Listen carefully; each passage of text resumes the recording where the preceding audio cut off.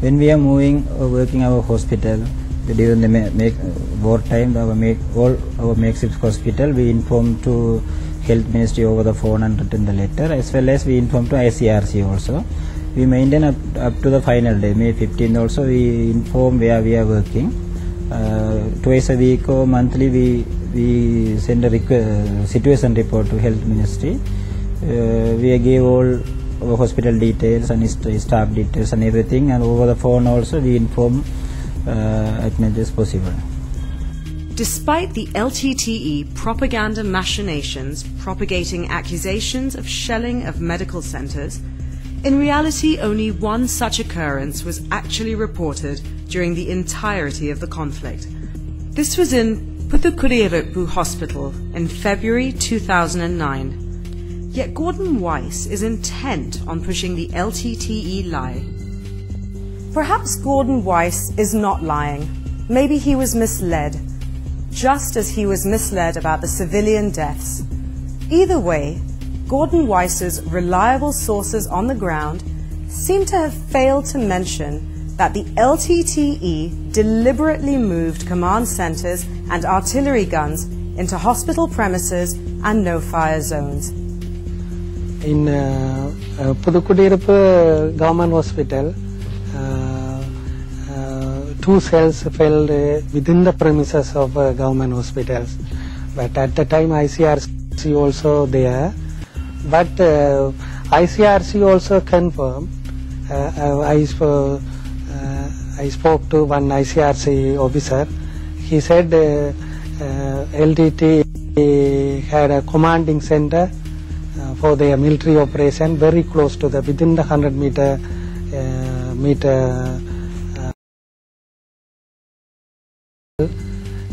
and they mounted a gun, anti-aircraft gun, very close to the government hospital, and they used another vehicle which had a big gun, and they parked the vehicle near the junction very close to the government hospital, and on and off moved the vehicle to fire against the military. So they used the which was closest to the government hospital for their military activity. Channel 4 correctly talks of the obligations of the state, not just to provide medicine, but also food, water and other essentials. Military forces have an absolute obligation to ensure that the civilian population is not starved. In other words, they should have access to food, they should have access to drink, they should have access to medicine. Amnesty International is absolutely spot on. Actually, I know I met additional government agent Mr. Parthivan, who was there at the time until May 15. He came with doctors also. I met him and I asked the data. So government sent several tons of rice and parapu and dal and other flour, wheat flour to through the ICRC ship and another big ship. But the LTT has a section called Tamil Nadu Administrative Service. So that section has taken over major portion of the food. 8 times the government sent the medicine to that area, but few items were shortage, but reasonably we received the medicine and we treated up to the end to the publics, civilians as well as admitted cadres. For medical drugs and medical items, we was request to Health Secretary over the phone and by the written letter. They sent 8 times the medical items and other drugs by the ICRC. May 8 also we received a lot of medical items. That is enough for this those time. 2009 ஆண்டுக்குரிய மருந்துகள்ல கணிசமான மருந்துகளை நாங்கள் முன்கூட்டியே 2008 எடுத்து விட்டோம். அடுத்த ஆண்டுக்குரிய முதல் காலாண்டுக்குரிய மருந்துல கூடிய மருந்துகளை எங்களுக்கு தந்திருந்தார்கள் டிசாஸ்டர் வெறுமன்றது. என்னுடைய வைத்தியசாலையில் நாங்கள் எந்த ஒரு மருந்தையோ எந்த ஒரு பொருட்களையோ விடாமல் இறுதி வரை ராணுவ வீரர்கள் வைத்தியசாலைக்கு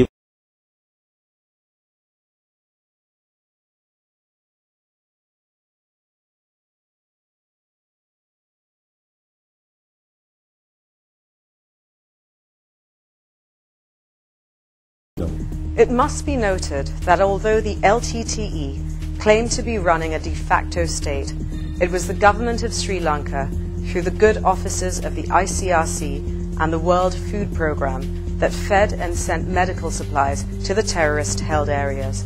A consultative committee on humanitarian assistance was set up in September 2006 to provide assistance to the conflict-affected population on lines suggested by the co-chairs of the peace process, Japan, USA, Norway and the European Union.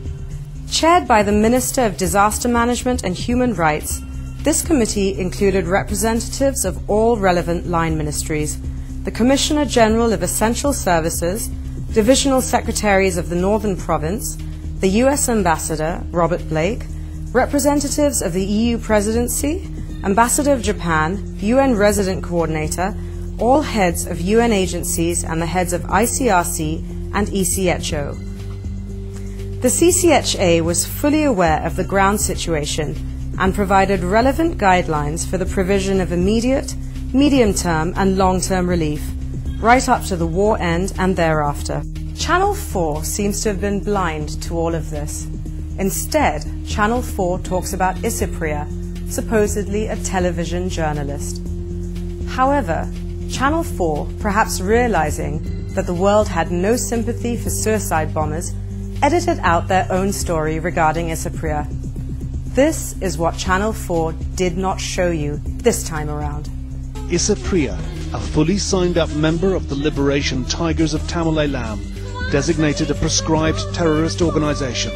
Her lyrics glorify suicide bombing, which the LTTE pioneered. Here's the truth.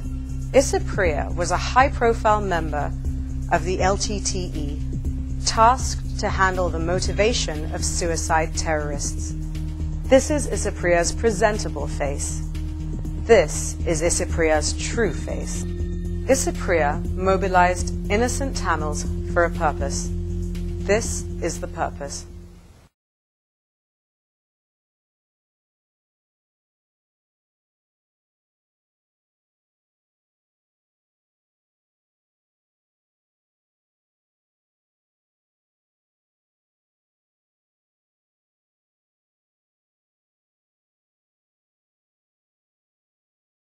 Most countries fighting terrorism adopt a standard military procedure of searching for hidden weapons, suicide jackets and documents. Suspects are searched. Even the dead are searched and uniforms checked. In fact, it was after the disrobing of a dead bin Laden that US forces found information attached to his garments. In fact, no armed forces taking on terrorists today in any part of the world would do otherwise. Footage shown by Channel 4 only shows that high-profile LTTE operatives had died during the last battle. Another dead body, that of Ramesh. No mention of who this person was. For the record, T. Thurai Rajasingham, alias Ramesh, alias Romeo Sierra, was a senior LTTE military leader and the overall military commander in the Eastern Province. Here's a thumbnail version of his considerable curriculum vitae.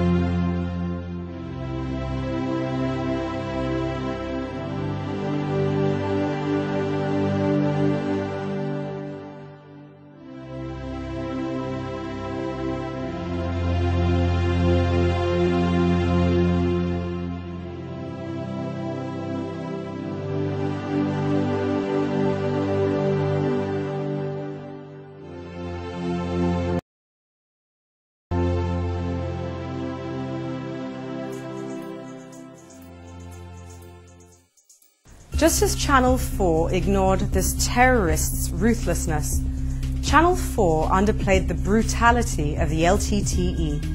There's no mention of the LTTE shooting those who tried to escape. It was not a war without witnesses. The doctors saw. January 2009, people and ourselves, most of the doctors were frustrated, and we are frustrated what was happening there. And myself, I asked a lot of LTT second rank leaders, especially Politavan, like that, to release the people, because LTT held the people forcefully. People want to move out from the LTT held areas to the government controlled areas, but they refused. He said they wanted to keep the people. They tried to exploit that condition to bring the international attention to Sri Lanka, and sometimes they might have hoped for international interference. So they forcefully held the people, and when sometimes people want to cross the from the LTT controlled area to government controlled area, when they try to cross that, actually people has taken the risk to cross that lagoon to escape from the LTT held area. These people started to fire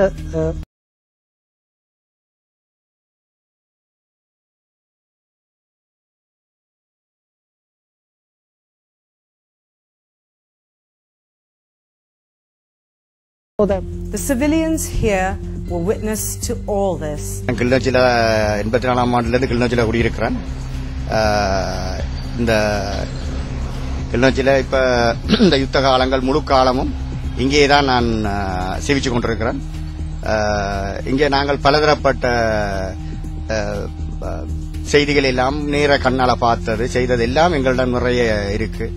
ஆனால் இப்ப யுத்தம் முடிஞ்சு இப்ப ஏதோ நாங்கள் ஒரு சுமூகமான சூழல்ல வாழ்ந்து கொண்டிருக்கிறோம். முயற்சி செய்ய நான் கண்ணால பார்த்தன் மக்கள் தப்புறதுக்கு பல வழிகள்ல முண்டி அடிக்க முயற்சி செய்தாங்க. முண்டி அடிக்கிறதுண்டா 1 மணிக்கு வந்து அந்த பண்டால ஏறி ஓடுறதுக்கு சனம் பெறும்.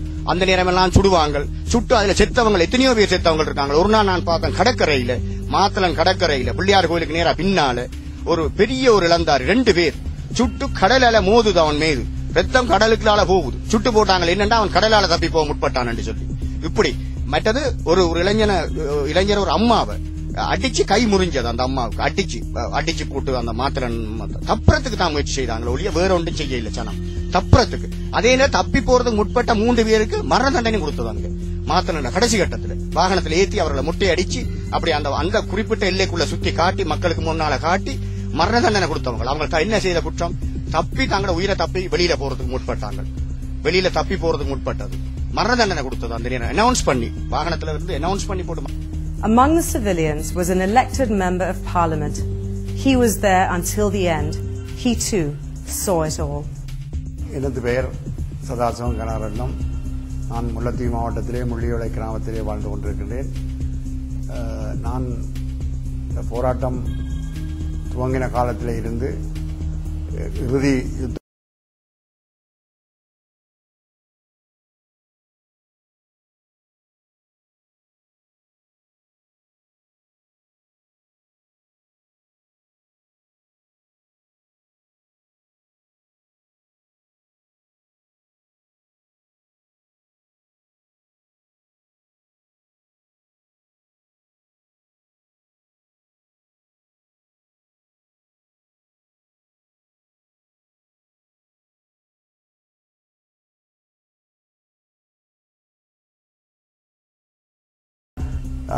போராட்டத்திற்கு ஆட்கள் செய்வதற்காக அங்கே இருக்கின்ற சின்னஞ்சிறு வாலிபர்களை கூட அவர்கள் விடவில்லை.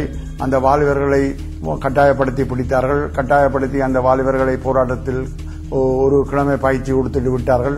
அந்த போராட்டத்தை விட்டபோது உண்மையிலே எங்களுடைய மாவட்டத்தில் இருக்கின்ற படித்துக் கொண்டிருக்கின்ற பட்டதாரிகள் கூட எத்தனையோ பேர் இறந்திருக்கின்றார்கள். அவர்களை கட்டாயப்படுத்தி தான் அந்த போராட்டத்தை இணைத்தார்கள். உண்மையிலே அந்த பெற்றோர்கள் எல்லாம் வாய்விட்டு கதறி அழாழ இழுத்துச் சென்றார்கள். அதெல்லாம் என் கண்ணாலே பார்க்கக்கூடியதாக இருந்தது. அதேபோன்று நாங்கள் வார வழியிலே மக்களை வரவிடாது தடுத்தார்கள். உண்மையிலே மக்கள் அங்கேருந்து விலத்தி வந்து கடைசி நேரத்திலே வெளியில வருவதற்காக வந்தார்கள். வந்த நேரத்திலே அங்கே எம்மை வரவிடாது மறைத்து அவர்கள் தடுத்தார்கள். சில பேரை சுட்டார்கள்.